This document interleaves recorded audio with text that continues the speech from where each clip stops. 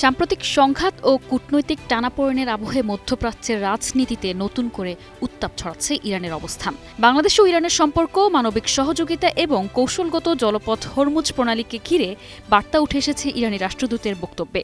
একদিকে বিপদে পড়া বাংলাদেশি নাগরিকদের প্রতি মানবিক সহায়তার দৃষ্টান্ত স্থাপন করেছে তেহরান, অন্যদিকে আঞ্চলিক নিরাপত্তা ও সার্বভৌমত্ব রক্ষায় কঠোর অবস্থানের ইঙ্গিত দিয়েছে দেশটি, যা ভবিষ্যৎ আন্তর্জাতিক নৌ চলাচল ব্যবস্থায় বড় ধরনের পরিবর্তনের আভাস দিচ্ছে।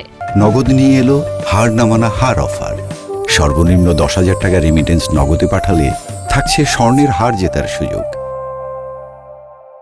ঢাকায় নিযুক্ত ইরানের রাষ্ট্রদূত জলিল রহিমি জাহানাবাদী বুধবার ইরান দূতাবাসে আয়োজিত এক সংবাদ সম্মেলনে বলেন, হরমুজ প্রণালীর ভবিষ্যৎ নিয়ন্ত্রণ নিয়ে ইরান সরকার কঠোর অবস্থানে যাচ্ছে।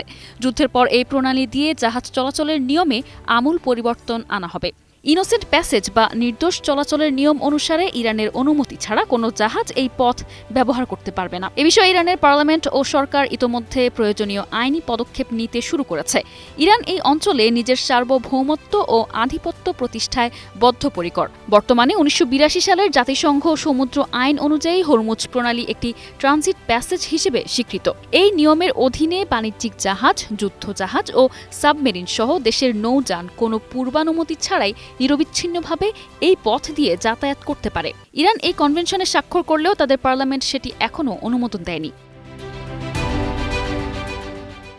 সংঘাতের প্রেক্ষাপট তুলে ধরে রাষ্ট্রদূত বলেন, এই যুদ্ধ কেবল ইরানের বিরুদ্ধে নয়, বরং এটি ইসলামী সভ্যতা ও মুসলিম উম্মার বিরুদ্ধে এক গভীর ষড়যন্ত্র। যুক্তরাষ্ট্র কর্তৃত্ব প্রদত্ত 15 দফার শান্তি প্রস্তাবকে তিনি ওয়াশিংটনের একপাক্ষিক চাওয়া পাওয়ার তালিকা হিসেবে অভিহিত করেন এবং স্পষ্ট জানান যে এ নিয়ে আমেরিকার সঙ্গে ইরানের কোনো আলোচনা হয়নি। তিনি দাবি করেন, ইসরায়েল ও যুক্তরাষ্ট্র যখন অস্ত্রের সংকটে পড়ে তখনই তারা শান্তির কথা বলে।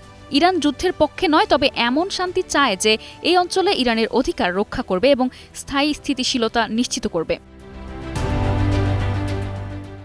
এছাড়াও মানবিক দৃষ্টান্ত স্থাপন করে ইরান সরকার সম্প্রতি সে দেশে আটকে পড়া 180 জন বাংলাদেশি নাগরিককে নিরাপদে দেশে ফেরার সুযোগ করে দিয়েছে।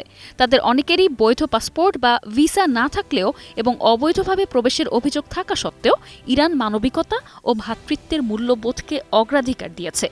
কঠোর আইনি পদক্ষেপ গ্রহণের পরিবর্তে নামমাত্র জরিমানা আরোপ করে বাংলাদেশ সরকারের সঙ্গে সমন্বয়ের মাধ্যমে তাদের সম্মানজনকভাবে দেশে ফিরিয়ে দেওয়া হয়, যা আন্তর্জাতিক সম্পর্কের ক্ষেত্রে ইরানের সহমর্মিতা ও উদারতার একটি উজ্জ্বল দৃষ্টান্ত স্থাপন হয়েছে।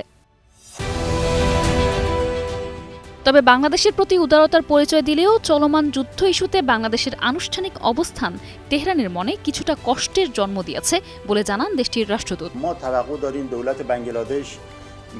آشکارا و خیلی با قدرت محکوم کنه این تجاوز رو به ایران و حمایت کنه از ایران و اطلاعی Nisha Alam, news desk, 21 television.